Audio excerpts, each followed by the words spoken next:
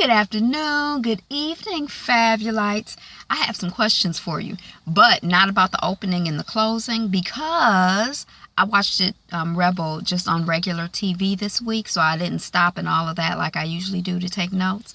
So I'm just going to go off the top of my dome. Not off the top of my dome, but I got a couple notes here, but I'm just going to tell you what I remember about the episode. So if you would like to hear my recap and review of Season 1, Episode 4 of Rebel on BET, Accidents Don't Just Happen, please stick around. Like, comment, subscribe, and all that other good stuff. All right. So I guess one question I have is, where is Rebel's husband, hubby? We don't see him at all in this episode. But what we do see is Mac's mommy. And Mac's mommy thinks that Mac and Rebel are married. Now, you remember that Mac was Rebel's partner when she was a police officer. Why does the mom think that they're married? Is it because she has Alzheimer's, or is it something else? His mom is in a home, and we come upon a scene where Rebel is visiting with his mom, and he kind of is watching and talks to her after the fact. She says she visits because she likes her and has developed a relationship with her. And he says that he had heard that she visited occasionally, and he needs her to work a case for him. He needs her as a private investigator. And she's like, no, I'm not going to be your private investigator. And he's like, he thinks that a guy is trying to scam his mom. And she's like, okay, I'll be your private investigator, but you have to pay me twice as much, and I don't report to you. And he's like, okay. So she ends up investigating this case. It's sort of like, is it a situation of elder abuse or manipulation? There's this guy who his mother, who I think Mac hired this guy to provide extra attention and extra support for his mother, like to come and visit and spend time with her. And she's just really taken by this guy. And Mac has noticed that this guy is wearing his father's watch. So Rebel is like, well, did she give it to him? Did he steal it? And Mac is like, I don't know. I need you to find out. But I think he said that he heard something like this guy has gotten people's inheritance before or something like that. So he doesn't know if this guy is on the up and up. So Rebel ends up investigating him. She comes in and she pretends to work for another agency, like, oh, I'm new here, I'm with so-and-so healthcare. Who do you work with? Oh, I really wanted to get a job with them. They pay really good, but I couldn't get a job because I got caught smoking when I was in college. And the guy is like, well, did you get convicted? And she's like, because I got caught doing some things, but they told me I didn't have to put it on the application as long as I didn't get convicted. So we're like, he's shady, and so she kind of, chit chats with him, and then she leaves and she talks to the people at the front desk. Because I think she chit chats with him trying to figure out if he'll say, yeah, not only did I lie on my application, but I'm here to hustle money out of these old folks. But he doesn't quite go that far. But she's like, oh yeah, I'm going to take your advice. I really want to get down with you because you got on that nice watch, and I want to have the bling bling like you. The watch, of course, is Mac's father's watch, or Mac's mother's husband's watch. And he's like, oh, no, this isn't my watch. She's like, that's not your watch. Why are you wearing it? He's like, well, one of my clients likes to see me wear it. It was her husband's watch. But, I don't keep it. I leave it at the front desk when I leave. And so then you're kind of like, oh, maybe he's a good guy. I think on this show, they do a lot of that back and forth. Is he a good guy? Is he a bad guy? Is she good? Is she bad? Because people are complicated. So it ain't no all good or all bad out here in this here world. So that happens with them. She asked the people at the desk, well, does he leave the watch here? And they're like, yeah, he does leave the watch here. And it's like, oh, he's good. But then the person at the desk is like, but, it's something about him. And then it's like, oh, he's bad. So she's kind of still following up on him, visiting, with the mother. And there's another scene where Rebel is there visiting with the mother.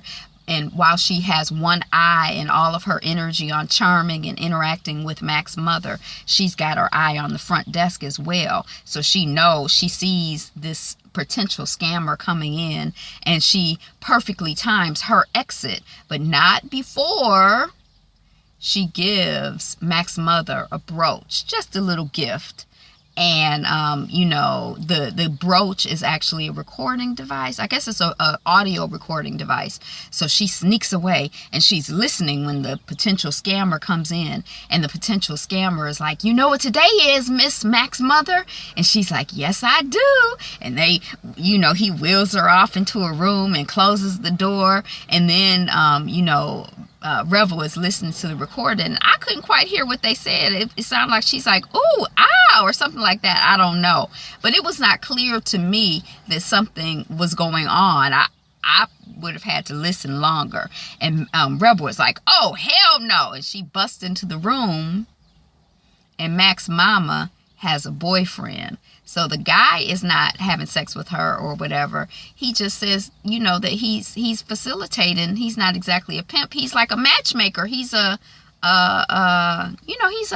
he's giving them opportunity to hook up, because he says even though she has Alzheimer's and she's an older lady, she still wants affection and relationship. And so that's what he feels that he's providing. He feels that he's providing, for her needs. So, I think that's basically the end of the investigation. But it did answer one question I had, or, I don't know. I guess Rebel does get money from the military, although I don't know how long she served in the military. How long you have to serve before you get retirement benefits, or maybe you get benefits even if they're not retirement benefits. So I guess she has some money coming in from the government for her military service, so that's why she don't have to just be really stressed about this whole job situation. But I was glad that she asked for double the money, because I'm like, okay, I can see some source of income. I don't have to go investigate her and see if she's doing something illegal or what's going on. So that's basically it. That's the private eye case that happened today. It's like airplanes flying over, and the sunroof is open, so I guess it's louder. So that's Mac. And then we have an issue, or we have some dealings with Lieutenant Chuck Charles Chucky. And what's his Gold? His last name is Gold. So is he going for the money? He wants to be captain, or the boss, the head officer in charge. Captain, is that what he is? He's Lieutenant Gold now, but he wants to be the boss. And so, during this whole episode, it's kind of like, well, is he loyal? Is he loyal to his blackness, to black people, to, his clientele, to the citizens, or is he loyal to the force? And there's to the police force. And there's definitely the creation of, tension between the two. Like, he have to make a choice. He can't be loyal to both, or that's the impression that we get. So at the beginning, there seems to be some investigation going on, or some ongoing investigation going on of the police department. I'm not quite clear if it's specifically related to Rebel's brother's Malik's murderation or not. There's a woman investigator there, and she's basically saying, look, if y'all don't get yourself together, if you're not transparent, whatever, if I don't feel like you cooperating, I have the power to put a civilian in control of this department so we can get stuff straight. And Chuck is like, oh no, he does not want a civilian in charge. He feel like a civilian would not know what they're doing. He's a cop. He wants to be run by a cop, or he wants to be the head cop in charge. So, there's kind of that tension there. So there's that tension there, with Chuck and Charles. And then there's a scene when Rebel's father, whose name is Renee, kind of goes to talk to Chucky Charles, Lieutenant Gold. We've been knowing each other for a while. We've been knowing each other for a while, and what's up? You got the recordings from when my son was murdered. The cops are supposed to wear these cameras on their bodies, body cams. There are supposed to be recordings in the dash cams, like the dashboards of the vehicles. Where's the recordings? I want to see the recordings. And basically, the officer Gold, Lieutenant Gold, is trying to negotiate a settlement for the police department, because they've kind of come to him, the higher ups in the department. We saw this in another episode. I think we see it here too, where they like, look, you want to be lieutenant. This stuff happened under your watch with Rebel's brother. You got to smooth this out. You got to calm this down. This cannot be an issue. You gonna, get things jacked up if you don't save us. Bella is so cute. Looking back. So, there's like that tension. So the father has come to Officer Chuck and is like, well, what's up? I appreciate when Rebel was young and she was got caught shoplifting with Chi, and you didn't arrest her, or you helped her out. So it's like, we know, I gather from that one, that Chi and Rebel have been hanging out for a long time, have been friends for a long time, and two, that the lieutenant has been involved with the family, not just since Rebel became a cop, but before that. And so, there's kind of like this whole conversation, and Lieutenant Chuck is like, look, let me just, from one friend to another, you gonna get offered a settlement. I think you should take it. Ooh. And there's also this, it's a lot of activity. Who knew there was so much activity on the street in the middle of the day? So, Lieutenant is like, you should take the settlement. And there's also a scene where we see that the family has retained a lawyer, or, maybe they had retained her before, but they're talking to the lawyer, and she's talking about, potential settlement, and we not taking no settlement, and we go forward. And then later on, I think she's like, we should take the settlement. They offered us this amount of money, and the family is like, oh, I thought you was going to go for the gold. And she like, I tried to go for the gold, but I got the bronze. We should take the bronze. And, but when, Renee, Rebel's father, and Lieutenant Gold are talking, it's basically like, Lieutenant Gold is like, they're gonna offer you some money, you should take the money. He's basically, your son's profile does not look good, so you're not gonna get a lot of money. The best money for you to take is right up front, before they have the insurance people come in and run statistics and run numbers and value your son's life based on the fact that he was a wannabe rapper, with cocaine in his system. And I'm like, well, this was a boy, he was a college student, he was in conservatory, and everybody don't get into conservatory. So, but anyway, Renee gets really upset. Rebel's dad gets really upset and is like, you want me to take this settlement. What, do I have to be quiet? Is this hush money? I ain't gonna shut up. I want everybody to know my son's name, and I want everybody to know my son's story, and you can't pay me enough to be quiet and not talk about this bull skit that has happened to my son.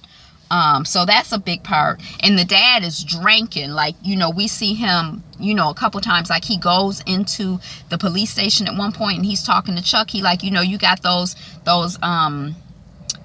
cameras for me, not the cameras, but the footage, you got that footage for me to see. And Lieutenant Chuck is like, well, I don't have it yet. And the dad is like, well, I'll wait. And Lieutenant Chuck is like, you can't wait here. And then the dad is like, well, I'm gonna wait outside. And he outside drinking and drunk and, kind of supposedly raising a ruckus. And Rebel ends up coming by and she sees him and she's like, Dad, go home. And she's also like, the doctors found that when you drink alcohol, it impairs your judgment and it makes your mind cloudy. And I'm like, is he unique in that? Did y'all need doctors to tell you that? I didn't really understand that. Maybe if I watch it again, which I didn't get a chance to, and I probably won't, I would have understood it better. But I was like, that's what alcohol does, isn't it? So, and she's, talking to him and, stop drinking and go home. And he's like, I don't want to go home. I want to stay here. And she's like, okay, Daddy, give me a hug. And whenever you're ready to, just go home. And she hugs him and she, shoplifts, or she pickpockets, or she takes the flask out of his pocket. He had a flask of alcohol. She like, how much you done drank? It's a pretty silver flask, but she takes it and takes it with her. So, everybody trying to look out for him. It's one point when somebody, I can't remember who it is in their reviews, they call him Officer porn star officer. The one, I think he's probably the main one who shot the most bullets into Malik, but the one with the mustache, the porn mustache. But he comes and the father is out there and he's raising hell. And what is he doing here? And, he's getting all upset. And, it's kind of like you have this feeling, or they create this sense throughout the the series so far of potential doom pending, potential, more potential shootings or police interactions that could happen at any moment, so that was another that's another thing. But I got Dad drinking, no hushing him. He want everybody to know about Malik. Say his name, damn it. Malik, right? Is that their name? I don't know. Malik. So that's dealing with them. And then she feels that she needs to get more credit. She's like, you want me to do all the stuff on the computer. She don't say this, but I'm like, what is she supposed to be, the model agent? She's good with computer stuff, but she can't get out here in these streets and investigate. And Rebel is like, you're being foolish. You're not trained to do this. You following them behind pros. What if they turn around and confront you? She is like, well, I'll handle it. And Rebel is like, sit your ass down and you're not coming in here with me. And she does not want to be limited. And Rebel is basically like, you have a habit of getting into a lot of different things and you're not an expert at stuff. You can't just jump into being a cop after, 2 weeks and some business cards. You're not a private investigator, and, she lists a couple other things. I guess she has a habit, a pattern, a history of jumping into things and, jumping into a lot of things. So I guess she's trying to say that she is flighty, but she does not want to be limited. She wants her credit where credit is due because she's made some contributions. So she want her recognition. In terms of the recordings of Malik's execution, what the public is told, or what we're told initially, is that for some reason, the cops did not turn on their body cam when they got to the scene. We see Officer Chuck on the TV explaining how it's not unusual in a stressful situation. There's a lot of different dynamics for cops, for all of the cops, even though it was 80 million of them, don't be shocked or surprised, says Officer Chucky, if they all forget to turn on their body cams. And, when the investigator who was there in the beginning, who's like, I'm going to turn this department over to civilian control. When she first heard it, she was like, but when she heard him on TV, she was like, wow, I believed it. It was convincing. Is that her who said it, or the white man that's about to retire who like, I don't really care what's going on here, except for that, we want cop business as usual, and I'm about to retire. So I don't want a whole bunch of stress and drama these last couple days, weeks, months, years, whatever, until I retire. So there's no body cam because the story is that everybody forgot to turn it on in the stress. Oh my God, it's raining in here. In the stress of, Lord have mercy. It's a rain roof. Dang, it just came out of nowhere and came down hard. I guess I can plug in my charger. So I'm almost finished. So the recording, so they had technical difficulties with that, and then there was some sort of software glitch so that there's no dash cam video, and that's not, they misloaded it, something happened, oh well. But at the end of the episode, we find out that Officer Chucky did not know. Hey y'all, I'm sorry, I'm plugged this in, I should have waited. That Officer Chuck did not know that there actually was body cam for the woman who got killed. What's her name? The white one, April. For April, that April did turn on her body cam, and he sees that on the dash cam. And then, all of the dash cam video they do have dash cam video, but it all starts, all of the footage that he sees conveniently starts at a point where it doesn't dispute the cop's story. So there's no dash cam video that starts early enough to give a different story from the one that the cops want you to believe. But at the end of the episode, we find out that that April did turn on her body cam, and I think we do see that on some dash cam video that April had turned on her body cam, and that the captain who's about to retire, I guess he's the current captain, he gives the body cam to Lieutenant Chucky Charles, and Chucky Charles is like, did you look at it? What does it say? I thought we didn't have this. And the lieutenant, the white guy, who's about to retire is like, I didn't look at it, I don't know, you want to be captain, that's your issue, that's your concern. So he takes it and he puts it in a white envelope. So anyway, the whole episode, or not the whole episode, but I was thinking, is he black or blue? And then when I saw his last name was Gold, I'm like, or Gold. And then when he put it in the white envelope, I'm like, or white. So what's he gonna do with that? He just put the recording in it, he didn't look at it, he gonna pray over it, he trying to figure out where his loyalties lie. So anyway, that was Rebel.